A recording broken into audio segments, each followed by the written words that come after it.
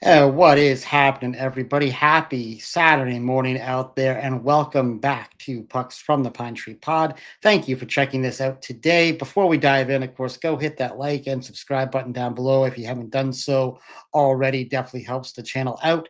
I am just a little delayed getting to this game for review, so let's get into it. Of course, the Edmonton Oilers winning this one 5-4 in overtime. Taking a quick look at the stat line here, everybody. Florida with 30, nope, I'm sorry. Florida with 40 shots in this one, 17 in the first, 10 in the second, 9 in the third period, 4 in overtime. For the Edmonton Oilers, 7 shots in the first period, 17 in the second period, 7 in the third, 4 in the overtime for 35 shots on goal. Um, Power play here, 1 for 4 for Edmonton, 2 for 4 for Florida, really taking advantage of that first period. And face-off dot was 50-50 across the board, both teams at 50%. What did we see here in game four? What did we learn here in game four? We learned some history. We definitely learned some history here, guys. Seventh time all time in the history of the Stanley Cup Final that a team has won a game after trailing by 3 or more goals. Don't lie. Don't lie. You were looking to shut the TV off after the first period, too. I almost did. And I know you probably did, too. Leon Draisaitl, fourth overtime goal in the playoffs this year. He has just broken that record for most OT goals in a single playoff run in the NHL history. Just absolutely amazing. Absolutely amazing. First period, it was just all Florida, right? Those shots on goal 17-7. Puck drops. McDavid did have some early jump off the faceoff, traded a little bit. But after that, Florida just dominates the period. After the first 3 minutes, they had 6 shots on goal, and it was 10-2 in shots on goal for Florida after the 9-minute mark. I will say Skinner did look good early. I felt like he was moving a little bit quicker than in game three. But Florida continued to dominate the board battles and just felt like they were getting to every loose puck. Every puck battle just seemed like they were winning early on. Then, Edmonton, they kind of bounced straight back into the same penalty troubles they had from last game, really leads them to a 5-on-3 after just an extremely irresponsible play by Nurse. You just can't take those sort of penalties. Goes in and basically creates a tripping play when, he could have played that so much differently and just, still been aggressive, but just, control your stick there a little bit.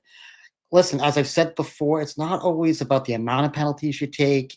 It's more about when you take them and within the context of the game, right? And that wasn't a good one. And Florida makes them pay quickly, guys. At the 11:40 mark, it's Matthew Tkachuk from Barkov making it 1-0. Then at the 15:18 mark, it's Ekholm taking a penalty, third of the period for the Oilers. And you're just starting to think at this point, oh boy, oh man, is this Edmonton slipping back into that same mode of play once again that we saw going back to game three? And once again, Kachuk makes them pay at the 16:56 mark from Reinhardt and Barkov, making it 2-0 off a rebound that Skinner couldn't gobble up. He just couldn't suck that one in. One I'm sure he would love to have back after looking at that one. And then, of course, as we're getting kind of down near the end of the period, third goal. And listen, I can understand here gripes from Oiler fans. Verhaeghe absolutely gets away with a high stick on Stetcher. There's no question about it. Right before that goal goes in, of course, we know Bennett got away with a pretty egregious one earlier that wasn't called too. But it's Lundell at the 19:18 mark from Verhaeghe and Reinhardt making it 3-0. And yeah, frustrating one if you're an Oilers fan. You're kind of feeling like at that point, yeah, we haven't played great, but it should be 2-0, and maybe we should be on a power play. But the refs missed it. They just flat out missed it. So, you're going into that intermission, and it's at this point that the internet starts reminding all of us that, only 6 times in NHL Stanley Cup Final history has a team come back and won a game after being down 3-0. And television start getting turned off, I'm sure, at this point. So, start of the second period, in comes Calvin Pickard. It did feel like the leash was going to be short for Skinner, but it did make me wonder if Knobloch was starting to question himself on that decision to start Skinner to open the game. Listen, either way, still 40 minutes to go at this point, and you just need one goal to kind of get yourself back in it, right? It's kind of like that. You only need one goal to be one shot away from being one shot away, right? It's kind of how you have to think about it, which they do at the 3:33 mark on a power play. It's Ryan Nugent Hopkins from Draisaitl and McDavid. So your power line out there, making it 3-1.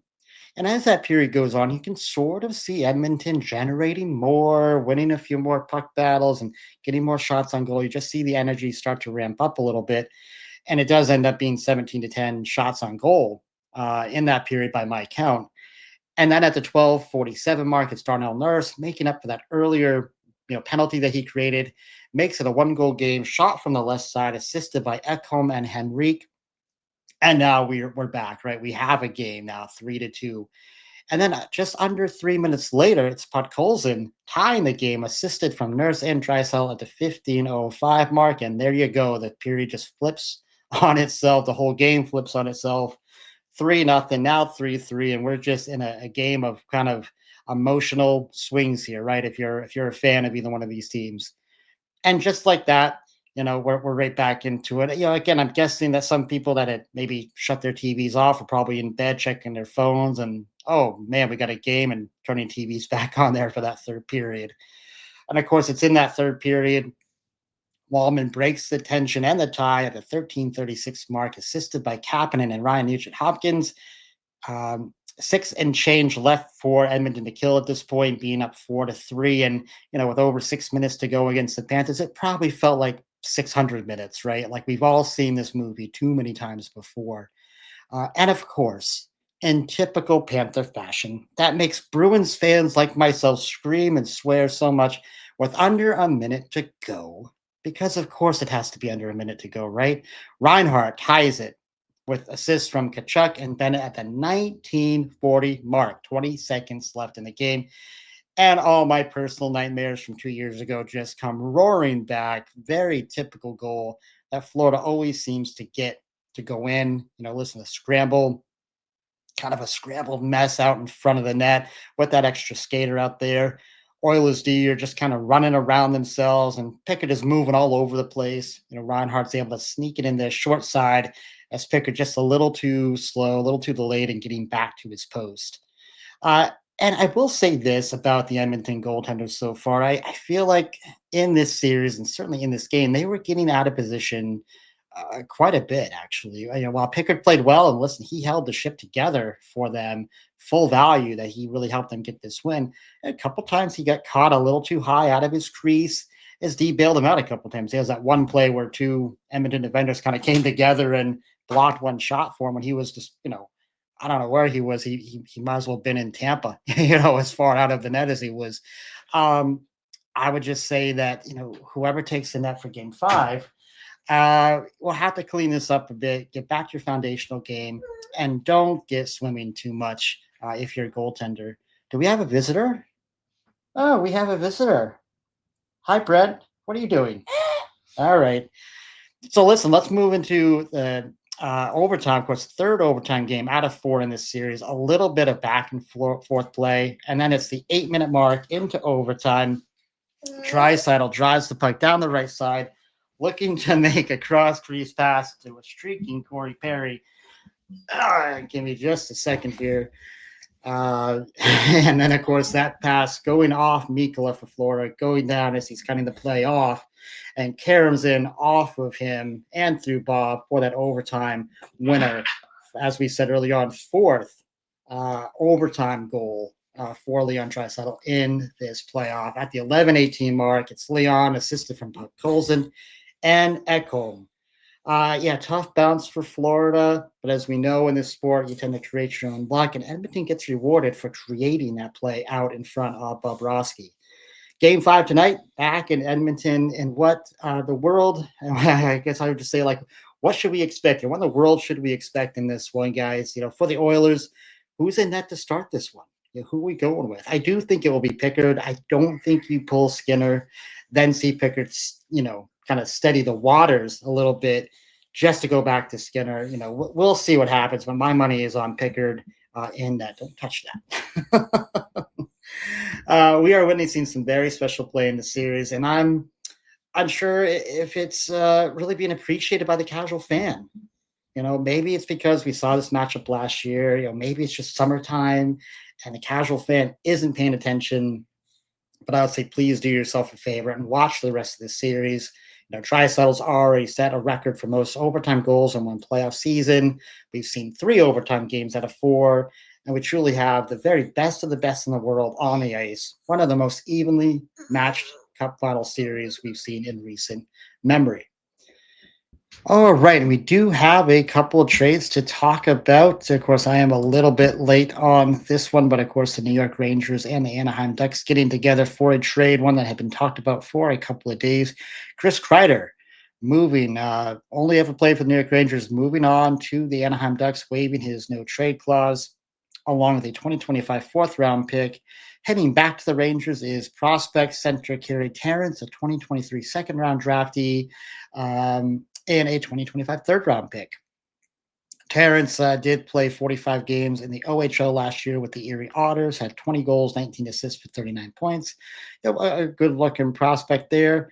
Kreider, of course, a down year, as we all know, 68 games played for him, 22 goals, 8 assists for 30 points. Of course, a well documented drop in production from his prior year where he had 75 points. Ducks do take on the last 2 years of Kreider's $6.5 million per year cap hit. A trade does create some cap flexibility for New York heading into July, so they have just under 15 million, according to Puckpedia.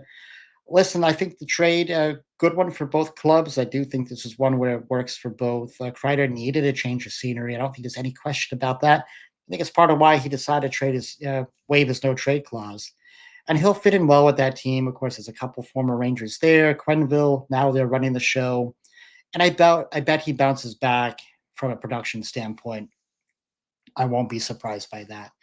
And I do like the trade for the Rangers. Yes, Kreider was a big part of your identity, but they needed to change the mix in the room. There was no question about that. Needed to create some cap space, and they get a prospect back in return. They move up a little bit in the draft. Listen, all things considered, not horrible. Not horrible. And moving back to yesterday, we do have a minor trade between two original sixes, Boston and Chicago. Boston getting defenseman Victor Soderstrom, 24-year-old former 2019 11 overall selection by the Arizona Coyotes. Going back in return, Ryan Mass, 2025 and a 2025 seventh round draft pick heading back there to Chicago. For Soderstrom, last year played in the Swedish League, the SHL, played 49 games, had 9 goals, 28 assists for 37 points. And did win the Solomon Trophy, which is the award given for the best D-man in that league. He does have 53 NHL games under his belt through his career, going back to Arizona. 1 goal, 10 assists for 11 points. He's a defensive defenseman. He is not an offensive type guy. And for Mass, listen, former draft pick here, was a 6th-round selection in 2021 for the Boston Bruins. Played last year in the AHL for the Providence Bruins, 37 games, only the 5 assists. Of course, going back 2 years ago, did play here for our Maine Mariners in Portland. Played in 47 games, 5 goals, 11 assists, 16 points for himself. Listen, this trade for Boston might be a diamond in a rough type of situation. A player who was drafted very high and was thought very well of back a few years ago and does have some NHL experience. So you're creating some organizational depth. And, we'll just kind of see. We'll see how that gets, how he fits in here. Possible he just got lost in the shuffle, of all the various draftees and younger players that were out there in Arizona at the time. I do guess that he probably comes back over here to the States, most likely starts in Providence. For Mast, sort of seems like he kind of lost his space here in the organization, didn't really have a spot carved out for himself.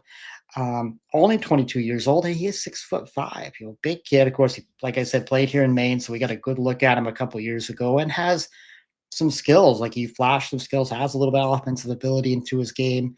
Maybe moving to Chicago will help him just create more opportunities to play more in the AHL and just to continue to develop his game. We will see.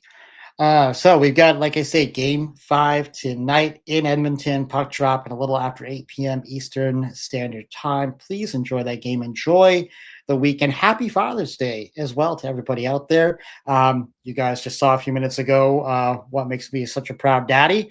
But anyway, thank you for watching and listening. If you do like what you're hearing, again, please hit that like and subscribe button. It does help the channel out. And until next time, everybody, be kind, show love, and God bless.